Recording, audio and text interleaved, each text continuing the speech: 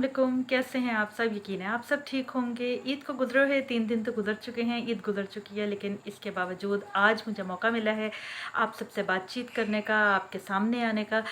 जैसा कि आपको पता है कि बकरा ईद में बहुत ज़्यादा मसरूफ़ियात होती हैं और अगर घर में एक ही ख़ातून हो तो सारी ही ज़िम्मेदारियाँ उसके ऊपर आ जाती हैं। तो माशाल्लाह से हमारी ईद भी बहुत अच्छे तरीके से गुज़र चुकी है और जो है काम जो हैं वो तो ख़त्म नहीं होते हैं, तो काम आज ख़त्म हुए हैं। ऑलमोस्ट काम आज ख़त्म हुए हैं, तो आज मुझे मौका मिला है कि मैं अपना यूट्यूब देखूं, मोबाइल उठाऊं। मैंने मोबाइल उठाया, यूट्यूब देखा और दिल खुश हो गया। वहाँ पर इकरारुल हसन सैयद साहब को 2000 केस के हवाले से दिलचस्पी लेते हुए देखते हुए तो ये वीडियो पैगाम मैं ख़ास कर इकरारुल हसन सैयद साहब के नाम ही कर रही हूँ। उन्हीं के लिए एक्चुअली मैं ये वीडियो बना रही हूँ। तो इकरार भाई कैसे हैं आप? यकीन है आप सब ठीक होंगे और आपकी भी ईद बहुत ज़्यादा अच्छे तरीके से गुजरी होगी। इकरार भाई मुझे शुरू से अंदाज़ा था कि आप 2021 जो है इस पर बड़ी गहरी दिलचस्पी रखते हैं और इसके ऊपर तहकीक करें। बिना तहकीक के आप कोई सबूत, कोई चीज़, कोई बात, कोई स्टेटमेंट सामने नहीं लाएंगे, क्योंकि आप बेहतर तौर पर जानते हैं कि आपकी जो ज़िम्मेदारी है वो कौमी तकाज़ा है। आपको सुनने वाले बहुत ज़्यादा लोग हैं, आपको बतौर सहाफ़ी समझने वाले बहुत ज़्यादा लोग हैं, तो आपकी कोई स्टेटमेंट भी ऐसी नहीं जाए जो कि झूठ और बेबुनियाद बातों पर मबनी हो। तो एक चीज़ का मुझे बहुत ज़्यादा देखकर बहुत ज़्यादा मुझे खुशी हुई और बहुत ज़्यादा मान बढ़ गया है कि अब इस केस में बहुत सारी चीज़ें खुलकर शायद सामने आए और जो शुरू से झूठ का पलंदा चला चला आ रहा है और हम सारे के सारे सुन रहे हैं उसे, अब शायद जो बतौर ऑडियंस हम लोग हैं, जो हम देख रहे हैं नज़रों से, जो हम दोनों पार्टीज़ को सुन रहे हैं। और मैं एक्चुअली ज़ुनैरा महम को कोई पार्टी भी नहीं बोलूँगी, क्योंकि वो शुरू से एक झूठ को और एक बेसर पैर की एक चीज़ को प्रमोट किए जा रही हैं। तो मैं ये यहाँ पर उनके हवाले से तो कोई बात नहीं करना चाहती, क्योंकि मैं उन्हें बात करने के भी लायक नहीं समझती हूँ। मैं आपको यहाँ पर बस इतना ही पैगाम देना चाहूँगी कि आप तहकीक कर रहे हैं और आप काफ़ी अरसे से तहकीक कर रहे थे। मुझे यकीन था कि आप इस केस पे नज़र रखे हुए हैं और आप यकीनन इसमें दिलचस्पी ले रहे हैं और ठोस शवाहिद की बुनियाद पर ही आप कोई बात करेंगे।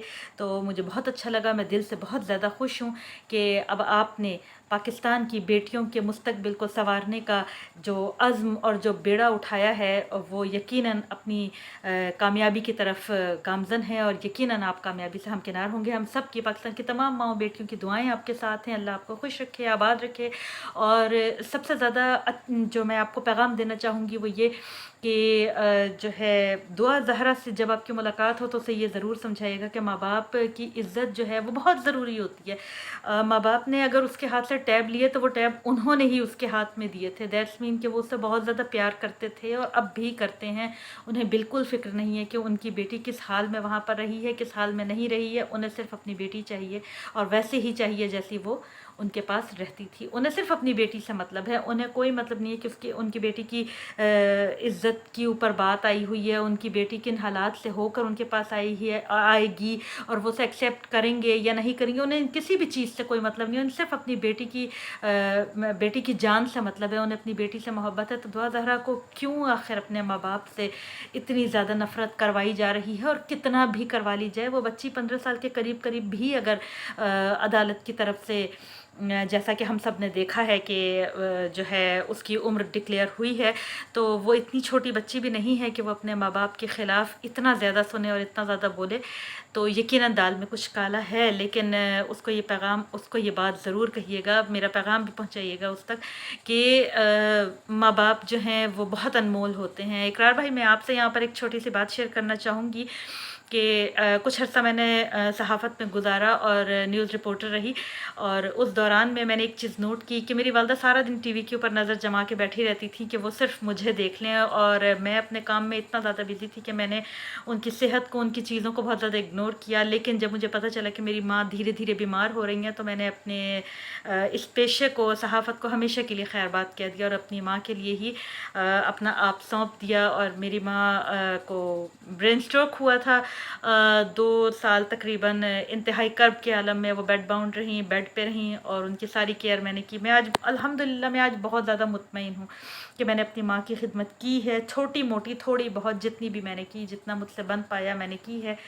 तो اور میں نے انہیں خوش خوش اس دنیا سے وہ گئی ہیں تو وہ بہت خوش خوش گئی ہیں، گو کہ ان کی سینسز اتنا زیادہ کام نہیں کر رہی تھیں، لیکن وہ یہ جانتی تھیں کہ جو ان کے ساتھ بندی ہے، چاہے وہ مجھے نرس ہی سمجھتی ہوں، کیونکہ آپ کو پتہ ہے کہ برین اسٹروک میں جو ہے ذہن جو ہے وہ ختم ہو جاتا ہے، وہ سوچنے سمجھنے کی صلاحیتیں ختم ہو جاتی ہیں، لیکن پھر بھی وہ میری طرف جب محبت کی نگاہ سے دیکھتی تھیں تو یقین مانے کہ مجھے لگتا تھا کہ شاید اللہ میاں مجھ سے راضی ہو گئے ہیں۔ تو دعا زہرا کو یہ اپنی طرف سے ضرور کہیے گا آپ بھی، اور میرا بھی پیغام اور ہماری تمام قوم کی طرف سے آپ انہیں یہ پیغام دیجیے گا کہ ماں باپ کے ایک آنسو کا بدلہ وہ نہیں چکا پائیں گی، وہ چاہے جس بھی پریشر میں ہیں، وہ چاہے جیسے بھی حالات میں ہیں، وہ اپنے ماں باپ کو گندہ نہ کریں، وہ اپنے ماں باپ کو اپنے منہ سے یا کسی کے منہ سے گندہ نہ کہلوائیں، کیونکہ ان کی آہ لگ گئی تو دعا زہرا کو کوئی بچا نہیں پائے گا۔